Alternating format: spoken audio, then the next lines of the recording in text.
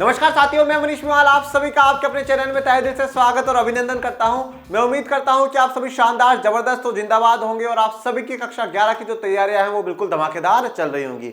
इन्हीं धमाकेदार तैयारियों को और भी धांसू बनाने के लिए आज हम लोग पढ़ने जा रहे हैं कक्षा 11 की राजनीति विज्ञान में राजनीतिक सिद्धांत पॉलिटिकल थ्योरी की किताब का अध्याय 3 समानता इक्वलिटी, और आज है उसका लेक्चर नंबर 7। कौन सा लेक्चर है? Lecture number 7। आज हम लोग क्या बात करेंगे? आज हम बात करेंगे मार्क्सवाद की और उदारवाद की। ठीक है, चलिए शुरू करते हैं आज के लेक्चर को। मार्क्सवाद, देखो अलग से ये टॉपिक आपकी किताब में, आपके बुक में नहीं है। मेरी बात सुनिएगा, बड़ा ध्यान से सुनिएगा।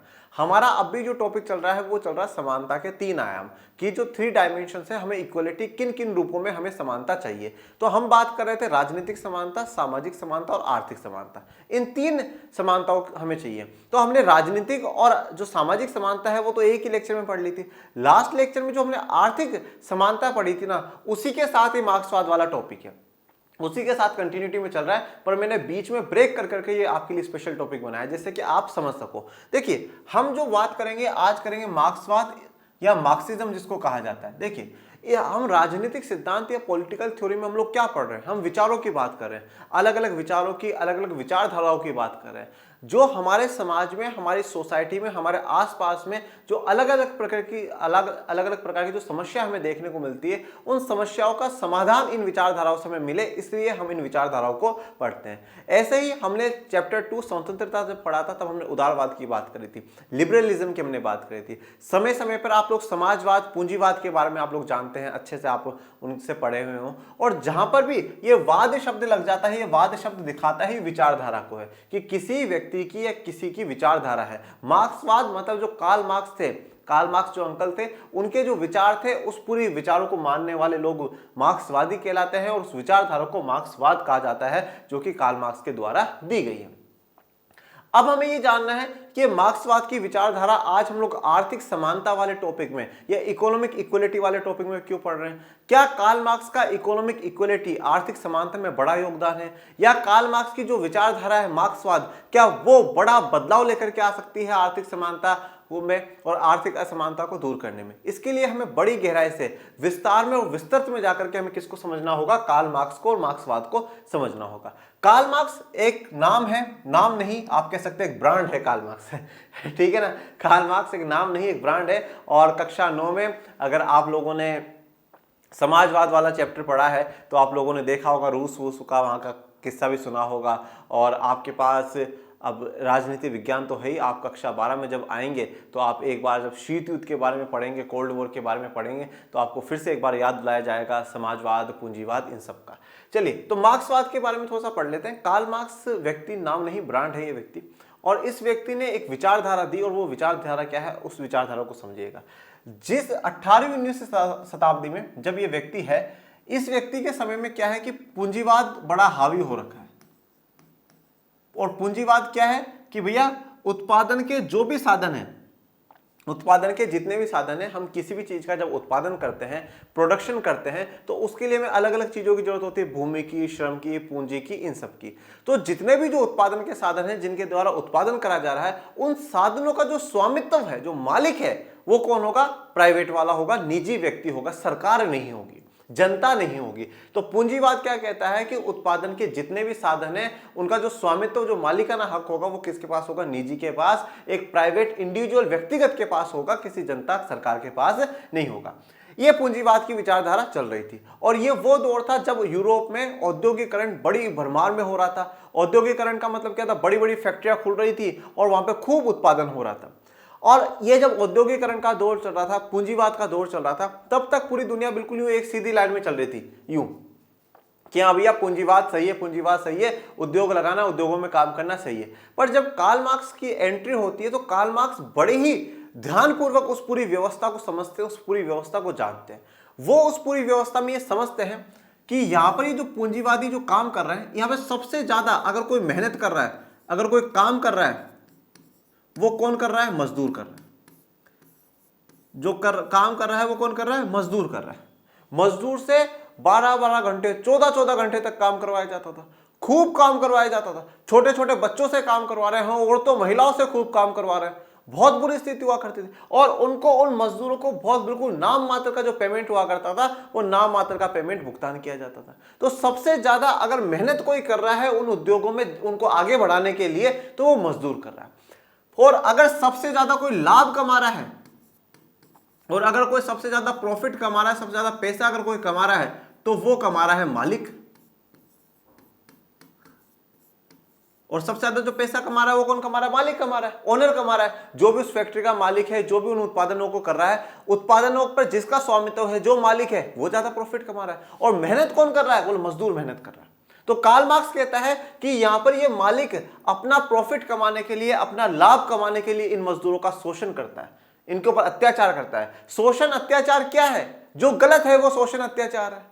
व्यक्ति को नॉर्मली 8 घंटे काम करवाना चाहिए, पर 12-12, 14-14 घंटे तक काम करवाना ये अच्छी बात नहीं है। तो ये मेहनत मजदूर कर रहा है और उनका शोषण हो रहा है, उनके साथ अत्याचार हो रहा है, ये कार्ल मार्क्स कहते हैं। आप इतने घंटे काम करवा, तो उनको वहां पर सही साफ पानी नहीं मिलता है, उनको खाने पीने की जो चीजें हैं वो सही नहीं मिलती, उनका वातावरण है वो सही नहीं है। तो ये तो मजदूरों के साथ क्या हो रहा है? अन्याय हो रहा है, गलत हो रहा है, ये गलत हो रहा है, ऐसा नहीं होना चाहिए। और सारा का सारा जो फायदा है वो मालिक कमा करके ले जाता है, लाभ जो है वो मालिक कमा करके ले जाता है। तो यहां पर इन मजदूरों का शोषण हो रहा है, इन मजदूरों का उत्थान होना चाहिए, इनका भला होना चाहिए, उसके लिए काम करा जाए, वो विचारधारा मार्क्सवाद है। अब कहते हैं कि यहां पर देखिए मालिक को लाभ हो रहा है। अब मालिक को जब लाभ होगा तो क्या होगा? समाज में आर्थिक असमानता पैदा होगी, समाज में आर्थिक असमानता पैदा होगी। ये मालिक खूब अमीर है और मजदूर बहुत गरीब है, मालिक बहुत अमीर है, मजदूर बहुत गरीब है। इससे समाज बढ़ता जाएगा कि एक वर्ग अमीर होता जा रहा है, एक वर्ग बहुत गरीब होता जा रहा है। आपने कभी किसी कंपनी के मालिक को, जो बहुत बढ़िया चल रही हो कोई भी कंपनी, उसके मालिक को सुना है कि साहब पैसे नहीं, खूब पैसे, खूब धन दौलत है, या उनके पास खाने का 2 वक्त का खाना ही नहीं मिल रहा, उनको मूलभूत आवश्यकता रोटी कपड़ा मकान ना मिल रहा, मिलती है बहुत, उससे भी अधिक मिलती है, तो मालिक बहुत हो जाता है। पर मजदूर, जो मजदूरी करते हैं वहां पर, जो मेहनत करते हैं वहां पर, वो गरीब होते जाते हैं और गरीब होते जाते हैं, और उनकी स्थिति इतनी बुरी हो जाती है कि उनको 2-2 वक्त की रोटी के लिए भी तरसना पड़ता है।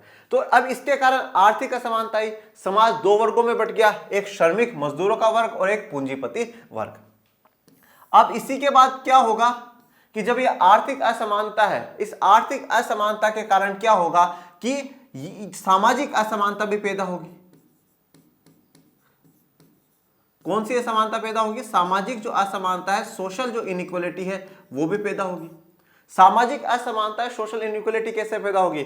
समाज 2 भागों में बट गया ना, एक गरीबों का और एक अमीरों का, एक मजदूरों का और एक पूंजीपतियों का, 2 भागों में समाज बट गया। और इसी चीज को कार्ल मार्क्स राजनीतिक समानता असमानता से भी जोड़ते हैं। ये कहते हैं कि जो मालिक होंगे, ये मालिक क्या करते हैं, जब इनके पास पैसा आ जाता है तो ये राजनीति को भी प्रभावित करते हैं, ये लोग राजनीति को भी प्रभावित करते हैं,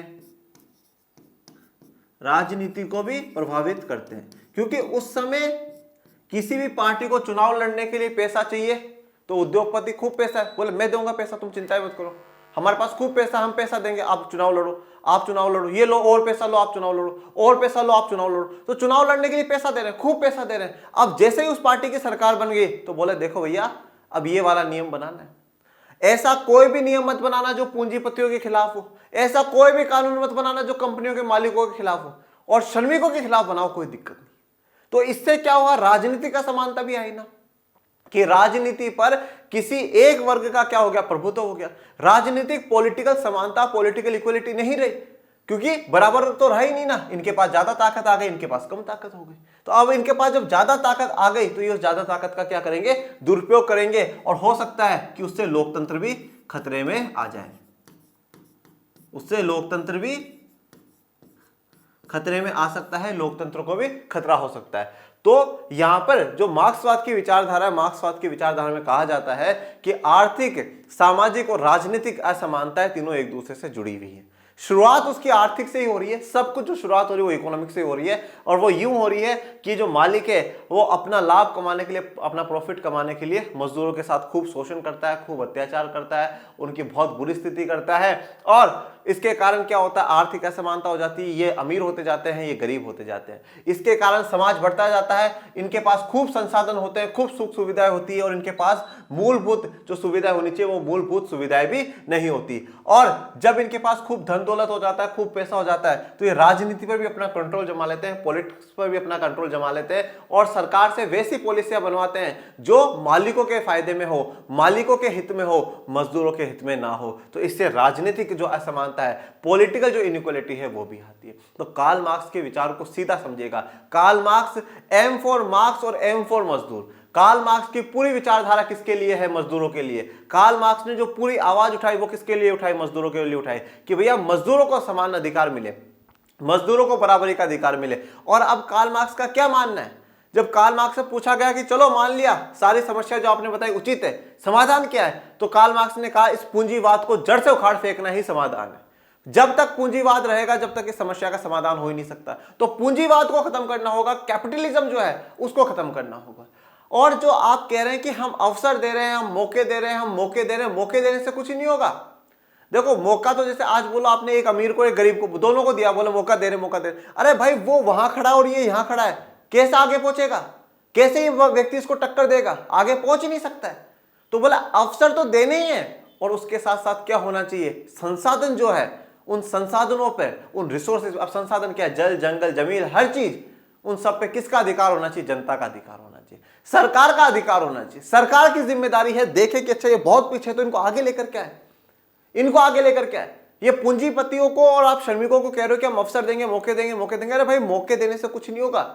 संसाधन जो रिसोर्स है, जो ताकत है, उत्पादन का जो मालिक बनाना है वो किसको बनाना है? जनता को बनाना है या सरकार को बनना होगा। ये विचारधारा जो है मार्क्स की। और आप मान करके चलिए कार्ल मार्क्स ने एक समय के लिए, एक वक्त के लिए पूरी दुनिया को हिला डाला था बेटे, ठीक है ना। वो कहते हैं हिला डाला ना, बस तो वही कर रहा था।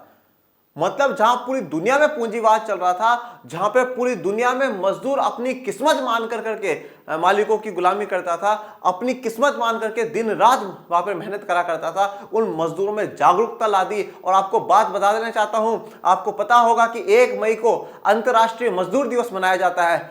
वो 1 मई जो अंतर्राष्ट्रीय मजदूर दिवस है वो कार्ल मार्क्स की विचारधारा से जुड़ा हुआ है।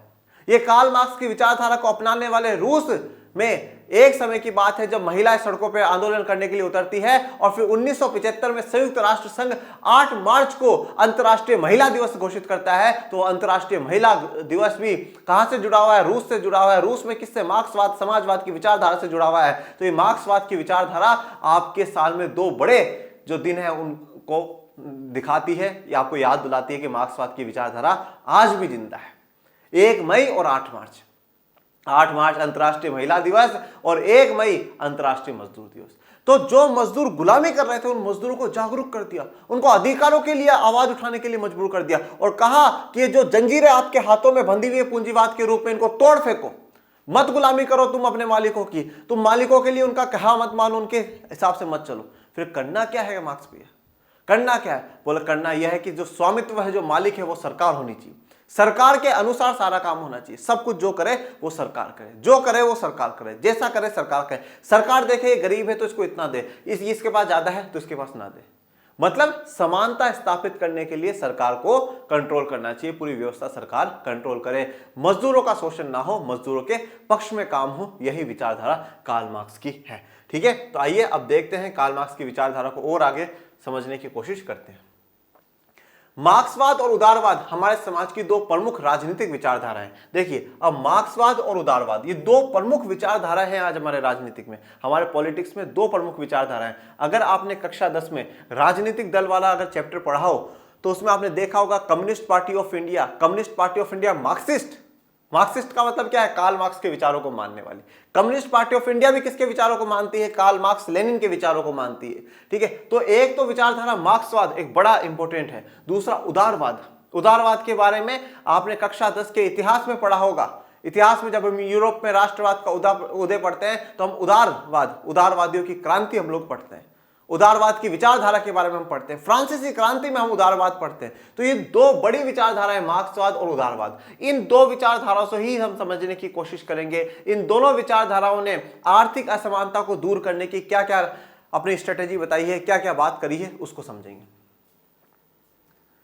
मार्क्स 19वीं सदी का एक प्रमुख विचारक था। तो मार्क्स 19वीं सदी का मतलब है 1801 से लेकर के 1900 का जो टाइम पीरियड है, इस टाइम पीरियड का एक प्रमुख विचारक था। अब आज आप कमेंट बॉक्स में मुझे ये बताएंगे कि कार्ल मार्क्स का बर्थ कब हुआ, जन्म कब हुआ और उनकी डेथ कब हुई है। मार्क्स ने दलील दी कि खाईनुमा असमानताओं का बुनियादी कारण महत्वपूर्ण आर्थिक संसाधनों जैसे जल, जंगल, जमीन या तेल समेत अन्य प्रकार की संपत्ति का निजी स्वामित्व है। तो कार्ल मार्क्स क्या कहता है कि जो खाईनुमा असमानता है, मतलब बहुत बड़ी असमानता है कि कुछ लोग यहां पर और कुछ बिल्कुल ही नीचे चले गए। ये जो खाई के समान, खाई समझते हो ना, जो बहुत नीचे गहराई में होती है, ये खाई के समान जो असमानता हो गई है, इसका कारण क्या है? इसका कारण है कि जो महत्वपूर्ण जो आर्थिक संसाधन है, जो इंपॉर्टेंट इकोनॉमिक जो रिसोर्सेज है, जिससे कि विकास हो सकता है, व्यक्ति का विकास, देश का विकास, समाज का विकास हो सकता है, जैसे कि जल, जंगल, जमीन, तेल, ये सभी, इन सब पर जो स्वामित्व है वो मालिक किसका है? निजी का है। निजी का, निजी मतलब किसी का भी, मेरा भी, आपका भी, किसी का भी हो सकता है। परंतु क्या, जैसा करा मैंने स्वामित्व ले लिया तो अब मैं अमीर हो गया और धीरे धीरे मैं और ज्यादा से ज्यादा संसाधनों पे क्या कर लूंगा? स्वामित्व बना लूंगा, और वो मजदूर बेचारा मजदूर ही बनकर के रह जाता है, वो गरीब गरीब ही बनकर के रह जाता है। मार्क्सिज्म वर्सेस लिबरलिज्म, मार्क्सवाद और उदारवाद। निजी स्वामित्व मालिकों के वर्ग को सिर्फ अमीर नहीं बनाता, उन्हें राजनीतिक ताकत भी देता है। तो मैंने आप लोगों को क्या कहा कि जो ये निजी वाले होते हैं, जो मालिक होता है, उस मालिक के पास पैसा ही नहीं आता, उसको राजनीतिक ताकत भी मिल जाती है, उसको पॉलिटिकल पावर भी मिल जाती है। वो वहां पर पॉलिटिकल पार्टी को सपोर्ट करते हैं और फिर पॉलिटिकल पार्टी जीत जाती है तो उनको क्या करते हैं? बोलते ऐसी नीति बनाओ, ऐसी मत बनाओ। और नहीं तो यहां से, अच्छा तुम लोगों को 5 जनों को खड़ा होना, मैं पैसा दूंगा, जाओ इलेक्शंस लड़ो, और इलेक्शंस लड़ करके जीत गए तो तुम्हें मेरे अनुसार ही काम करना पड़ेगा। तो यहां पर कार्ल मार्क्स ने ये बात कही कि निजी स्वामित्व के जो मालिक होते हैं उनको वो सिर्फ अमीर ही नहीं होते बल्कि उनके पास राजनीतिक ताकत भी होती है, पॉलिटिकल पावर भी होती है। तो आइए अपनी दिलों की धड़कनों को थाम करके बैठिए, मैं मिलाने जा रहा हूं आपको कार्ल मार्क्स अंकल से। ये है अपने कार्ल मार्क्स अंकल, ठीक है, जिन्हों की विचारधारा है मार्क्सवाद या मार्क्सिज्म, ठीक है, जो कि मजदूरों के मसीहा माने जाते हैं, पूंजीवाद के कट्टर खिलाफ माने जाते हैं कि पूंजीवाद को बिल्कुल खत्म कर देना चाहिए। वही ये अंकल है कार्ल मार्क्स। तो आप इनसे मिल लीजिए, हेलो आए कर लीजिए। मैं एक बार बीच में से हट जाता हूँ। अंकल ये वाला हाथ बाहर निकाल करके बच्चों से हेलो करिए। अंकल, अंकल सुन ही नहीं रहे, क्या कह रहा हूँ? हाँ, पहले अंकल कह रहे हैं कि पहले आप कमेंट बॉक्स में बताओ कि मेरा जन्म कब हुआ था, मतलब अंकल कह रहे हैं कि उनका जन्म कब हुआ वो बताना, ठीक है। यह ताकत उन्हें राज्य की नीतियों और कानूनों को प्रभावित करने में सक्षम बनाती है और वे लोकतांत्रिक सरकार के लिए खतरा साबित हो सकते हैं। और ये जो ताकत है, अब देखो वो मालिक है, ठीक है, उनका खूब पैसा है। अब खूब पैसे से उन्होंने क्या करा कि राजनीति में पार्टिसिपेट करना शुरू कर दिया। खुद नहीं गए, पर जिन जिन लोगों को खड़ा कर रहे हैं उनके द्वारा उनको पार्लियामेंटों में भेज दिया, जो उस देश के पार्लियामेंट है, जिस भी देश के, उन देशों के पार्लियामेंट में भेज दिया। अब वहां से क्या कर रहे हैं? सरकारें बनेंगी, और सरकार क्या होंगी? इन जो बड़े बड़े उद्योगपति हैं, जो बड़े बड़े बिजनेसमैन हैं, उनके अनुसार चलेगी। उनके अनुसार राज्य, मतलब जो सरकार है, वो उनके अनुसार नीतियां बनाएगा, उनके अनुसार पॉलिसी बनाएगा। क्यों? क्योंकि उन्होंने पैसा दिया है, उनको, उन नेताजी को पैसा दिया है, उस पॉलिटिशियन को पैसा दिया है कि हाँ भैया ये ले चुनाव लड़, ये ले चुनाव लड़। और जब चुनाव लड़ करके वो जीत गया तो अब बोल रहा देख भैया नीति तो मेरे हिसाब से बनानी पड़ेगी, नहीं अगली बार फिर चुनाव लड़ने 4 साल में, 5 साल में, हर देश का अपना अपना सिस्टम होता है। 4 साल में, 5 साल में, 6 साल में वापस चुनाव लड़ेगा तो पैसे कहां से लेगा? मेरे से लेगा। तो नीतियां मेरे हिसाब से ही बनाई हो, मैं जैसा कहता हूं वैसी पॉलिसी होनी चाहिए। अब ये कैसे चाहता है मालिक, कैसे चाहता है कि कोई भी ऐसी पॉलिसी मत बनाना जिससे कि मेरे व्यापार को नुकसान हो। मेरे व्यापार को बिल्कुल भी नुकसान नहीं होना चाहिए, मेरा जो बिजनेस चल रहा है उसको कोई नुकसान नहीं होना चाहिए। तुम ऐसा कोई टैक्स बढ़ा दो और कुछ कर दो, ऐसा नहीं। हाँ, मजदूरों के खिलाफ तुम्हें जो बनानी है वो बनाना। अब क्या है भैया, सरकार ठीक है, यहां से तो पैसा मिल रहा है, वो मजदूर, अब बेचारे मजदूर ना आंदोलन करते हैं ना और कुछ करते हैं। तो ऐसे लोगों को जोड़ने का जो काम है वो कार्ल मार्क्स ने किया। अब जब सरकार की नीतियों में, सरकार के कानूनों में इन लोगों का रोल बढ़ जाता है, ठीक है, ये बार बार में सरकार को बताते हैं, सरकार इनके अनुसार कानून नियम बनाती है, तो ये लोकतांत्रिक सरकारों के लिए खतरा है। ये एक बड़ी चिंता की बात है कि भैया इस प्रकार के अमीर लोगों का प्रभाव जब लोकतांत्रिक सरकारों में बढ़ जाता है तो ये बड़ी चिंता की बात है, क्योंकि लोकतंत्र का अर्थ होता है जनता का व्यवस्था, और जनता का अर्थ है समाज के सबसे अंतिम पायदान पे खड़ा हुआ व्यक्ति है ना, उसकी भी चिंता करी जाए, उसके भी बारे में सोचा जाए, उसके भी भले के लिए काम करा जाए, तो ही लोकतंत्र है। और मैं एक बात हमेशा कहता हूं कि जो पढ़ रहे हो वो ऐसा पढ़ लो कि आपको जिंदगी भर भूलने की आवश्यकता न पड़े। ये कार्ल मार्क्स की विचारधारा कोई मैं आज पहली बार नहीं बोल रहा हूं, मैंने 9th में भी पढ़ाई है बच्चों को, मैंने 10th में भी जिक्र करा होगा, जरूर करा है 10th में। और 10th में याद करिए राजनीतिक दल वाला आप लोगों ने चैप्टर पढ़ा होगा, और जब राजनीतिक दल वाला चैप्टर पढ़ा था तो हमने ये बात करी थी कि भारत में राजनीतिक दलों के लिए कुछ चुनौतियां हैं, कुछ चैलेंजेस हैं। क्या क्या चैलेंजेस थे? आंतरिक लोकतंत्र का ना होना, वंशवाद का होना, और इसके अलावा पैसों तथा अपराधी तत्वों की घुसपैठ। कि मतलब क्या हो रहा है कि जो ज्यादा पैसा पार्टियों को देता है वो उनको कैंडिडेट बना देती है या उनके अनुसार काम करती है। ये चिंता जताई गई थी कक्षा 10 में राजनीतिक दल वाले अध्याय में कि ये जो अमीरों का, ये जो बड़े बड़े उद्योगपतियों का, ये अपराधियों का जो रोल बढ़ रहा है राजनीति में, ये लोकतंत्र के लिए खतरा है, खतरा है। कक्षा 10 में भी पढ़ा है और आज कक्षा 11 में भी पढ़ लो। इसलिए कहता हूं कि जो चीज समझो वो एक बार में ही बिल्कुल अच्छे से समझ लो। उस समय समझी, याद होगी जिन बच्चों को, बहुत अच्छी बात है। तो ये जो अमीर लोगों का राजनीति में, पॉलिटिक्स में इन्वॉल्वमेंट बढ़ रहा है, सरकार पर दबाव बढ़ रहा है, ये लोकतंत्र के लिए बड़ी चिंता की बात है। ये लोकतंत्र के लिए एक बड़ी चिंता की बात है। और सच में फिर ऐसा ही होगा कि राजा का बेटा राजा ही होगा। राजा मतलब जो अमीर लोग हैं वो जैसे चाहेंगे वैसे ही नीतियां बनेगी और उन्हीं के हिसाब से चलेंगी। सिर्फ एक नाम मात्र का वोट जनता डाला करेंगी और सरकारें सब कुछ किसके अनुसार करेंगी? अमीर लोगों के अनुसार करेंगी। ये किसका कहना है? ये कहना है कार्ल मार्क्स का। मार्क्सवादी और समाजवादी महसूस करते हैं कि आर्थिक असमानताएं सामाजिक रुतबे या विशेषाधिकार जैसी अन्य तरह की सामाजिक असमानताओं को बढ़ावा देती है। तो मार्क्सवादी और समाजवादी, देखिए मार्क्सवाद की विचारधारा में समाजवाद है, पर समाजवाद सिर्फ और सिर्फ ऐसा कार्ल मार्क्स का ही नहीं है, ऐसे पेटेंट नहीं है उनका कि सब उन्हीं का है। उनसे पहले और उनसे बाद में काफी लोगों ने उसमें और कुछ चीजें जोड़ जोड़ के समाजवाद बहुत कुछ कहता है।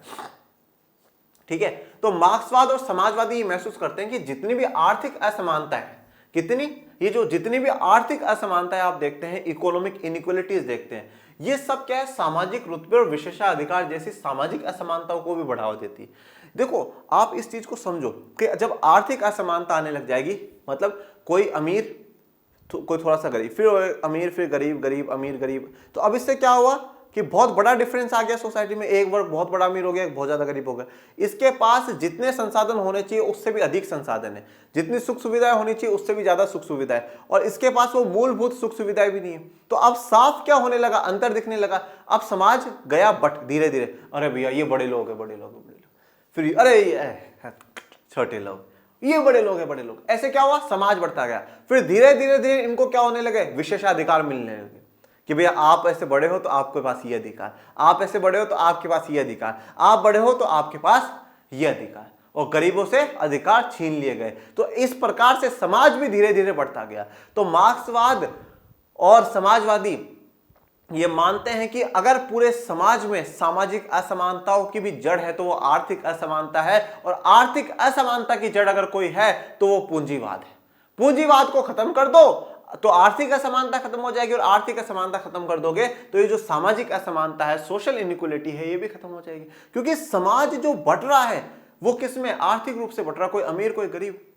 और धीरे धीरे फिर हम उनसे क्या भेदभाव करना शुरू करते हैं, अरे यार ये ऐसे हैं, ये ऐसे हैं, गरीब हैं, इनको क्या पता क्या होता है क्या नहीं होता। फिर धीरे धीरे सोसाइटी बंटना शुरू हो जाती है। यही बात यहां पर मार्क्सवादी और समाजवादी कहते हैं।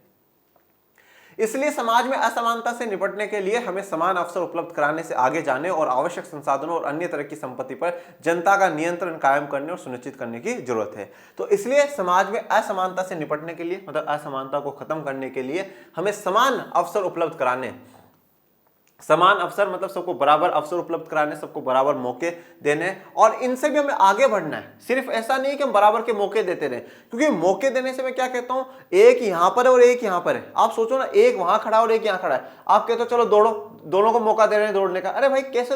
ये तो 100% इसकी तो हारते ही, इतना पीछे तो पहले ही है और वो इतना आगे पहले ही, वो जीतेगा ही। तो समान अवसर, बराबर के मौके देने से कुछ नहीं होगा। उसके अलावा जितने भी जो संसाधन है ना, जितनी भी संपत्ति हुआ करती है, उस पर किसका नियंत्रण हो? जनता का नियंत्रण, जनता का कंट्रोल। और जनता का कंट्रोल कौन, जनता कौन का संभाले? सरकार संभाले।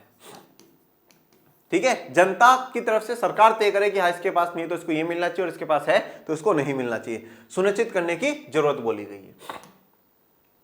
ऐसे विचार विवादास्पद हो सकते हैं, लेकिन उन्होंने ऐसे महत्वपूर्ण मुद्दे उठाए जिनके समाधान करने की जरूरत है। ये देखो विवादास्पद तो है, विवादास्पद इसलिए है क्योंकि मैंने शुरुआत से आपको यही बात कही है कि भैया आज अगर मैं मेरी मेहनत करके ज्यादा पैसा कमाता हूं और कोई व्यक्ति नहीं कमाता है तो उसमें उसकी गलती है, मेरी गलती नहीं है। अगर मैं मेहनत ना करके पैसा ना कमाऊं और दूसरा व्यक्ति खूब पैसा कमा रहा है तो उसकी मेहनत है, उसकी गलती नहीं है, मेरी गलती है कि मैं पैसा नहीं कमा रहा हूँ। तो यहाँ पर ये तो व्यक्ति अपने टैलेंट से, अपने हुनर से पैसा कमा रहा है, वो आगे बढ़ रहा है, अपने आप को ऊंचे पदों पर लेकर के जा रहा है, और फिर शायद हो सकता है कि सामाजिक और राजनीतिक असमानताएं क्रिएट कर रहा हो। परंतु इस प्रकार से किसी व्यक्ति को रोक देना, सब कुछ सरकार के हाथ में सौंप देना, और सरकार उसकी परिस्थितियों के हिसाब से उसको संसाधन दे, ना कि उसकी मेहनत के हिसाब से, तो फिर ये तो गलत बात है। कि आप गरीब हो इसलिए आप 4 चपाती लो, और आप अमीर हो इसलिए आप 2 चपाती लो, आप 2 तो खुद ही बना लो, ये गलत बात है। ये तो फिर सच में और भी असमानता का रूप है। अब वो बोलेगा मेहनत करना भी पाप हो गया क्या? मैंने तो मेहनत करी थी इसलिए आज मेरे पास इतना पैसा है, और उसने नहीं करी होगी तब नहीं होगा। और देखिए, गरीबी होने में एक ही रीजन नहीं होता, बहुत सारे कारण होते हैं कि उसके कुछ सामाजिक कारण भी होते हैं। जैसे आप अमेरिका में जाएंगे, अमेरिका में देखेंगे तो जो ज़्यादातर जो गरीब लोग हैं वो अश्वेत लोग हैं, जो रंग से थोड़े से डार्क हैं, काले रंग के लोग हैं, वो थोड़े से गरीब है। आप भारत में देखोगे, अभी हम देखेंगे नेक्स्ट लेक्चर में शिक्षा में असमानता, हम देखेंगे भारत में जो दलित और पिछड़ी जाति के जो लोग हैं वो थोड़े से पिछड़े हुए हैं, गरीब भी ज़्यादा हैं, शिक्षा में भी पिछड़े हुए हैं। तो कहीं ना कहीं तो सामाजिक चीज़ें भी रीजन बनती है हमारी असमानताओं का। तो ये तो उन असमानताओं को दूर करना जरूरी है, परंतु इस प्रकार से नहीं होना चाहिए कि मेरे पास 5 चपाती है तो मेरी 3 चपाती लेकर के दूसरे को बांट देना, वो थोड़ा सा ठीक नहीं है। तो ये थोड़ा सा विवादास्पद है, मार्क्स के विचार थोड़े से विवाद करने वाले हैं, पर बाकी कुछ ऐसी बातें उन्होंने जरूर बताई जिनका समाधान करने की जरूरत है। उदारवादी सिद्धांतों में विरोधी दृष्टिकोण पाया जा सकता है। अब देखिए, जो उदारवादी सिद्धांत है उनमें विरोधी दृष्टिकोण, देखो मैं आपको एक बात समझाता हूं, उसको बड़े ध्यान से समझिएगा। जैसे मान लीजिए एक लाइन है, ये एक लाइन है, और जो विचारधाराएं होती है ना बच्चों, विचारधाराओं में जैसे अपन कहते हैं कि ये एक विचारधारा है मध्यम मार्गी, मध्यम मार्गी, ठीक है। इसके अलावा हम हमेशा बात करते हैं लेफ्ट, ओके, या तो आप चाहे इधर राइट कर लीजिए, ठीक है ना, ये राइट और ये लेफ्ट। ये आप क्लास 12th में और अच्छे से इनके बारे में पढ़ेंगे। इनको कहा जाता है दक्षिणपंथी, और इनको कहा जाता है बेटा वामपंथी,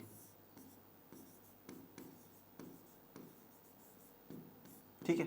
अब देखो, राइट में भी क्या होता है, कुछ लोग होते हैं एक्सट्रीमिस्ट राइट होते हैं। एक्सट्रीमिस्ट राइट का मतलब है कट्टर, सुनना ही नहीं है, बिल्कुल भी नहीं सुनना, ठीक है। जो बोल दिया वो सही है, जो वो नहीं बोला वो गलत है। और इधर भी कुछ लोग होते हैं एक्सट्रीमिस्ट लेफ्टिस्ट होते हैं, मतलब कट्टर जो वामपंथी है वो होंगे। और ये मध्यम मार्गी है, जिनके लिए आप एक शब्द और प्रयोग कर सकते हैं जो कि उदारवाद है या लिबरलिज्म है। देखो, अब राइट और लेफ्ट की विचारधारा क्या है उसको समझो। लेफ्ट की जो विचारधारा है कहीं ना कहीं वो मार्क्सवाद या समाजवाद की विचारधारा है, जो ये कहती है कि समाज के पिछड़े हुए जो तबके हैं उनके लिए काम होना चाहिए, समाज का जो सबसे वंचित तबका है, मजदूर है, किसान है, उनके उत्थान के लिए काम होना चाहिए, और सरकार के पास थोड़ी सी ज्यादा पावर होनी चाहिए।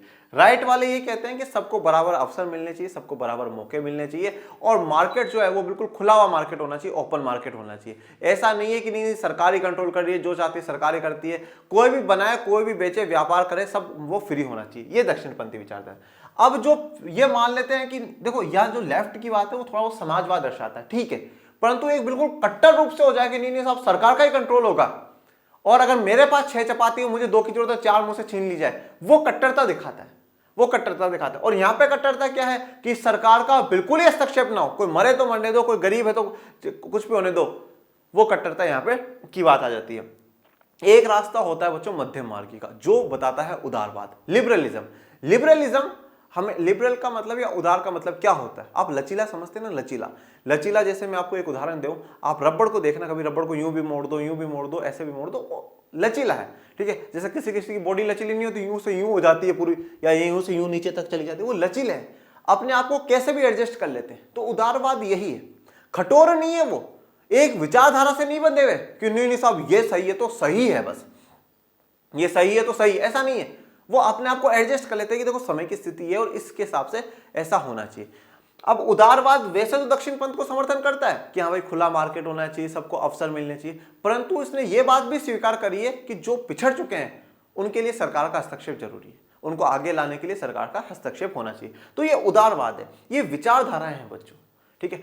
आप हमेशा कोशिश करिए कि आप एक मध्यम मार्गी पे रहें, आप किसी भी एक पर्टिकुलर विचारधारा से इतना ना जुड़ जाए, आप कट्टर तो कभी मत बनिएगा बेटा। कट्टर तो किसी भी विचारधारा का नहीं होना चाहिए, क्योंकि जब हम किसी चीज को लेकर के कट्टर बन जाते हैं ना कि नहीं साहब बस जो मैं बोल रहा हूं, जो मैं मानता हूं वही सही है, तो फिर कहीं ना कहीं हम खुद में जो सुधार की गुंजाइश होती है उसको खत्म कर देते हैं।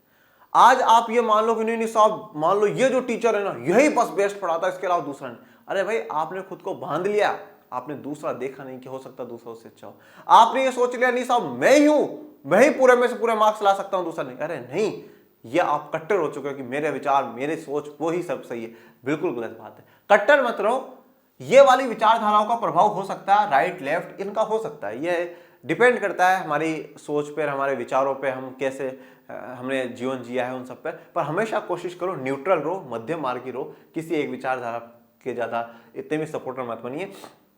और दूसरी बात, अगर बन भी गए तो कोई बात नहीं है, पर इस लेवल तक तो बिल्कुल भी मत पहुंचिएगा।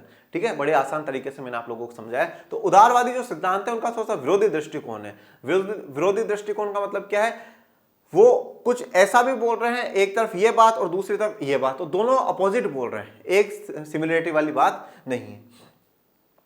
उदारवादी समाज में संसाधनों लाभांश के वितरण के सर्वाधिक कारगर और उचित तरीके के रूप में प्रतिद्वंदिता के सिद्धांत का समर्थन करते हैं। देखो उदारवादी समाज क्या कहता है कि संसाधनों लाभांश, लाभांश का मतलब क्या होता है, जो लाभ होता है, जो प्रॉफिट होता है उसका अंश।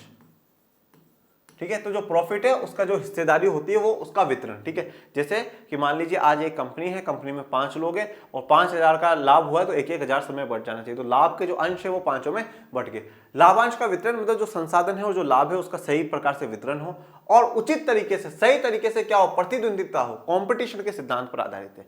मतलब उदारवाद के 2 आधार है, पहला संसाधन और लाभांश का वितरण सर्वाधिक कारगर हो, सही प्रकार से हो, और दूसरा उचित तरीके से प्रतिद्वंदिता या कंपटीशन को स्वीकार करा गया है। वे मानते हैं कि सबके लिए जीवन यापन के न्यूनतम स्तर और समान अवसर प्रदान करने और सुनिश्चित करने के लिए राज्यों को हस्तक्षेप करना है, लेकिन इससे समाज में खुद ब खुद समानता और न्याय स्थापित नहीं हो सकता। अब हम विरोधाभासी क्यों कह रहे हैं? क्यों कह रहे हैं कि उदारवाद की जो विचारधारा है वो विरोधी है, विरोध जो भाषा है वो वाली बात कर रही है कि 2 बातें बोल रही है। अब एक तरफ तो इन्होंने क्या बोला कि जीवन यापन के न्यूनतम स्तर के लिए, मतलब जीवन यापन में लोगों का जीवन चलता रहे उसके लिए कम से कम जो उनको सुख सुविधाएं मिलती है, जो मूलभूत सुख सुविधाएं होती है, उसके लिए सरकार का, राज्य का हस्तक्षेप जरूरी है। सरकार को हस्तक्षेप करना चाहिए, सरकार को बीच में आना चाहिए, सरकार अगर कोई पिछड़ा रह चुका है तो उसको आगे लाने के लिए सरकार को प्रयास करने चाहिए। इस बात को ये स्वीकार करते हैं, परंतु ये भी कहते हैं कि खुद ब खुद समानता और न्याय स्थापित नहीं हो सकता। लेकिन इससे क्या है, समानता और न्याय स्थापित नहीं हो सकता, करना चाहिए पर इससे न्याय और समानता स्थापित नहीं होता। जैसे मैं बोलता हूं हाँ बेटा ये काम करना तो चाहिए, पर देखो सफलता तो मिलेगी नहीं इससे। अरे भाई फिर सफलता ही नहीं मिलेगी तो फिर करना क्यों चाहिए? ये तो आप बोलोगे ना यार सर आप मुझे और कंफ्यूज कर रहे हो। एक तरफ तो आप मुझे ये कह रहे हो कि नहीं नहीं बेटा काम करना चाहिए, और दूसरी तरफ ये भी कह रहे हो नहीं नहीं बेटा सफलता तो मिलेगी नहीं तुझे, तो फिर ये तो दुख वाली बात है ना, कंफ्यूज कर दिया। तो कंफ्यूजन वाली बात उदारवादी कह रहे हैं। राज्य का हस्तक्षेप होना चाहिए परंतु समानता और न्याय स्थापित नहीं हो सकता इससे, तो फिर कैसे हो सकता है? देखते हैं, ये इक्वलिटी की तस्वीर दिखाई गई है। स्वतंत्र और निष्पक्ष परिस्थितियों में लोगों के बीच प्रतिस्पर्धा ही समाज में लाभांशों के वितरण का सबसे न्यायपूर्ण और कारगर उपाय है। तो ये मानते हैं कि स्वतंत्र और निष्पक्ष परिस्थितियों में लोगों के बीच प्रतिस्पर्धा मतलब बिल्कुल स्वतंत्र, सबके लिए अवसर हो, सबको मौका दिया जाए, निष्पक्ष हो, किसी के साथ कोई किसी प्रकार का भेदभाव नहीं, किसी को भी सरकार की तरफ से ज्यादा मौके नहीं, किसी को कम नहीं, इस प्रकार का बिल्कुल स्वतंत्र हो, आजाद हो, बिल्कुल फ्री एंड फेयर। ठीक है, बिल्कुल निष्पक्ष प्रकार से क्या हो, परिस्थितियां हो, लोगों को प्रतिस्पर्धा का मौका मिले, कंपटीशन करने का मौका मिले, उसी से समाज में लाभांशों का वितरण सबसे न्यायपूर्ण और कारगर उपाय है। मतलब इन्होंने वही बात कह दी कि भैया बिल्कुल सबको अवसर दिया जाए और उन्हीं अवसरों से लोग अपनी प्रतिभा को आगे बढ़ा सके, अपना जो ज्ञान है, अपनी योग्यता है उसको बाहर ला सके, वही सबसे अच्छा तरीका है। बाकी नहीं, ये जो सरकार अगर बार बार हस्तक्षेप करेगी तो वो ठीक नहीं मानते उदारवादी भी। उदारवादियों का मानना है कि जब तक प्रतिस्पर्धा स्वतंत्र और खुली होगी, असमानताओं की खाइयां नहीं बनेगी और लोगों को अपनी प्रतिभा और प्रयासों का लाभ मिलता रहेगा। इन लोगों का मानना है कि प्रतिस्पर्धा, कंपटीशन जब तक स्वतंत्र रहेगा और खुला रहेगा, मतलब किसी प्रकार का किसी पे रोक टोक नहीं है कि भाई आप ये काम नहीं कर सकते, आप ये काम नहीं कर सकते, ये काम नहीं कर सकते। जब तक सब कुछ स्वतंत्र रहेगा, ओपन रहेगा, तब तक की जो असमानता की जो खाई है ये नहीं बनेगी। पर जब आपने किसी के पास अवसर छीन लिए, आपने मौके छीन लिए, तब फिर क्या ये खाई बनना शुरू हो जाएगी, तब ये डिफरेंस आना शुरू हो जाएगा। तो इसलिए अवसर देते रहो और बिल्कुल स्वतंत्र रूप से सभी को अवसर मिले, सबको मौके मिले, सबको अच्छे से बराबर के मौके मिले, अपने ज्ञान, अपनी योग्यता का जो प्रदर्शन करने का अवसर उसको मिलना चाहिए, अपनी प्रतिभा का विकास करने का उसको अवसर मिलना चाहिए। और इस प्रकार से अगर करते रहे तो असमानता की खाइयां नहीं बनेंगी और हर व्यक्ति को अपनी प्रतिभा का और अपने प्रयासों का लाभ मिलता रहेगा। मतलब वो जो प्रयास करेगा, जो मेहनत करेगा, उसका फल मिलेगा, क्योंकि मेहनत करने वालों की कभी हार नहीं होती।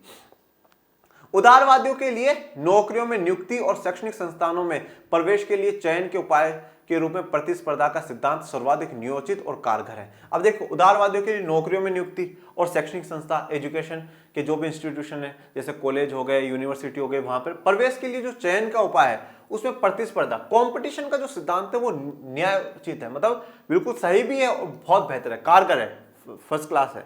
ये ऐसा कैसे? जैसे कि भाई आप किसी कॉलेज में एडमिशन लेना है, सबको मौका दो, अमीर को, गरीब को, सबको मौका दो कि सब एग्जाम दे सकते हैं, पर मेहनत कर करके पॉजिटिव कंपटीशन, सबको एग्जाम देना पड़ेगा और जो ज्यादा नंबर लाएगा उसको कॉलेज में एडमिशन हो जाएगा। इस चीज को बेहतर मानते हैं। उदाहरण स्वरूप अपने देश में अनेक छात्र व्यावसायिक पाठ्यक्रमों में नामांकन की आशा करते हैं, जबकि प्रवेश के लिए अत्यधिक कड़ी प्रतिस्पर्धा करनी पड़ती है। जैसे उदाहरण के तौर पर काफी बच्चे ऐसे हैं कि जो अलग अलग कॉलेजों में जाने के लिए बहुत उम्मीदें रखते हैं, मैं उस कॉलेज में जाऊं, उस कॉलेज में जाऊं, परंतु क्या है कि उनको आशा तो है पर उनको वहां जाने के लिए कड़ी मेहनत करनी पड़ती है। जैसे IIT के कॉलेज हो गए, मेडिकल के कॉलेज हो गए, ठीक है, इसी प्रकार से बाकी जो अलग अलग कॉलेजेस उनमें जाने के लिए खूब प्रयास उनको करना पड़ता है। समय समय पर सरकार और अदालतों ने शैक्षणिक संस्थानों में और प्रवेश परीक्षाओं का नियमन करने के लिए हस्तक्षेप किया है, ताकि हर प्रत्याशी को स्पर्धा का उचित और समान अवसर मिले। फिर भी कुछ को प्रवेश नहीं मिलता, लेकिन इसे सीमित सीटों के बंटवारे का निष्पक्ष तरीका माना जाता है। समय समय पर सरकार ने और अदालतों ने शैक्षणिक संस्थानों और प्रवेश परीक्षाओं में थोड़ा सा नियमन, थोड़े से कानून और लगाए हैं, थोड़ा सा नियम और बेहतर करा, जिससे कि सबको उचित अवसर मिल सके, सबको बराबर के मौके मिल सके। पर फिर भी सभी को तो मिल नहीं पाता है, और पर फिर भी ये माना गया है कि जितनी सीटें हैं उन सीटों में सबको जहां तक जितने पहुंच सकते थे उसका ये बेस्ट तरीका है। मतलब जो कंपटीशन करो और कंपटीशन में जो आगे हो उनको पहले उपलब्ध करा दो। समाजवादियों से उलट उदारवादी नहीं मानते कि राजनीतिक, आर्थिक और सामाजिक असमानता एक दूसरे से अनिवार्यता जुड़ी होती है। तो अब समाजवादी तो क्या मानते थे कि ये तीनों जुड़ी हुई है, जहां आर्थिक असमानता है वहां समाज में भी असमानता आएगी और उससे राजनीति में भी असमानता आएगी। परंतु उदारवादी कहते बोले ऐसा नहीं, ये तीनों जुड़ी हुई नहीं, ये तो तीनों अलग अलग है, राजनीतिक अलग है, सामाजिक अलग है और आर्थिक अलग है। उनका मानना है कि इनमें से हर क्षेत्र की असमानताओं का निराकरण ठोस तरीके से करना चाहिए, और उनका मानना है कि अगर असमानता है, चाहे कोई से भी क्षेत्र में हो, राजनीतिक में, सामाजिक में, आर्थिक में, कोई से भी क्षेत्र में अगर असमानता है तो उसका निराकरण, उसको दूर बिल्कुल ठोस तरीके से और सही तरीके से उसको करना चाहिए। ऐसा नहीं कि वो असमानता बनाए रखे। ठीक है, तो यहाँ पे एक तस्वीर आपको दिखाई गई है, जो बेस्ट है उसको ऊपर ले लिया गया है। मतलब उदारवादियों का सीधा सा कॉन्सेप्ट ये है कि कंपटीशन लड़ो, कंपटीशन के लिए सबको मौका दिया जाए, सबको अवसर दिया जाए, और कंपटीशन में जो आगे आए उसको आगे जाने दीजिए। ठीक है, यहाँ पे थोड़ा सा सरकार का हस्तक्षेप थोड़ा बहुत ही मानते हैं, पर ज्यादा हस्तक्षेप को स्वीकार नहीं करते उदारवादी।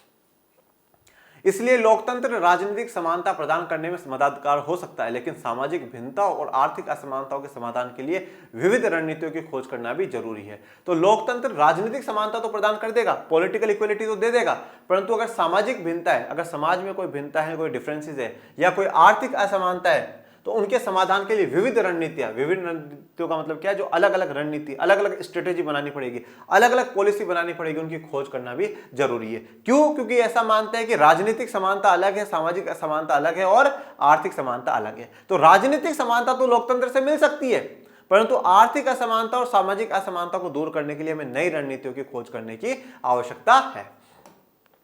उदारवादियों के लिए असमानता अपने आप में समस्या नहीं है, बल्कि वे केवल ऐसी न्याय और गहरी असमानता को समस्या मानते हैं जो लोगों को उनकी व्यक्तिगत क्षमताएं विकसित करने से रोकती हो। तो उदारवादी असमानता को समस्या मानते नहीं है, बोला असमानता तो होगी यार, इसमें कौन सी बड़ी बात है, थोड़ी बहुत तो होगी, हाँ, पर बहुत ही ज्यादा अगर कहीं असमानता है, बहुत ही अन्यायपूर्ण असमानता, तो उसको मानते हैं और उसके लिए समस्या का जो समाधान है वो होना चाहिए। और व्यक्तिगत क्षमताएं अगर कहीं पर रोकी जा रही है, अगर किसी को अवसर नहीं मिल रहा है, वो अपने टैलेंट को नहीं दिखा पा रहा है, अपनी जो व्यक्तिगत क्षमता है उसका प्रदर्शन नहीं कर पा रहा है, कॉम्पिटिशन में नहीं जा पा रहा है, तो वो तो नहीं होना चाहिए, वो तो उसको अवसर मिलना ही चाहिए, बाकी तो असमानता तो रहेगी, ऐसा इन लोगों का मानना है। तो ये मार्क्सवाद, उदारवाद का हमारा पूरा कंप्लीट होता है। और हमारे जो 3 आयाम है वो 3 आयाम भी पूरे हुए, राजनीतिक, सामाजिक और आर्थिक। वैसे पर्टिकुलरली पर्सनली देखें तो बच्चों कहीं ना कहीं तीनों जुड़े हुए हैं, तीनों में कहीं ना कहीं थोड़ा सा कनेक्शन है, जुड़ाव है, उदारवादी माने या ना माने पर कनेक्शन तो है। जिसके पास पैसा आएगा उसके पास थोड़ी बहुत पॉलिटिकल पावर भी रहेगी और सोसाइटी में भी डिवीजन सा तो देखने को मिलेगा ही मिलेगा।